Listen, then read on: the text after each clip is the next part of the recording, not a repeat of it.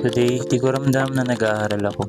Ewan ko ba, parang may kulang. Parang pumasok lang kami para mag-aksaya ng oras. Wala kasi natututunan. Medyo nakaka-demotivate lang na ganun palagi. Minsan kasi napakahaba ng vacant para sa susunod na klase. Kaya kung pansin nyo, minsan kulang yung visual ko sa vlog. Kasi pa isa-isang subject, minsan dalawang class lang sa isang araw. Tapos ang malala pa, merong 7 AM to 7 PM na class yung iba pag Thursday. Kaya naman nakaka-draining talaga na ang pangit ng schedule. Pero mas masarap sana if may cash flow na pumapasok. Pwede ka na kasi mag-inarte sa foods lalo na next journey yung gusto ko pasukin. Pag kasi wala kang source ng income, di ka pwede mag-inarte sa pagkain. Kaya yun, kadalasan no choice na nakakain. Nakakain din ng mga foods na hindi healthy. Sa fitness journey kasi if gusto mo talaga gumanda yung katawan mo, mag-i-invest ka talaga sa pagkain. Kaya kanina nagluto ako ng dinner para i-testing if pwede siyang gawin budget meal na pasok sa mga estudyante. Paano naman bumili kami ni Din ng tortang talong sa kantin na halagang 30 pesos. Grabe, apakaalat tas ang oily pa.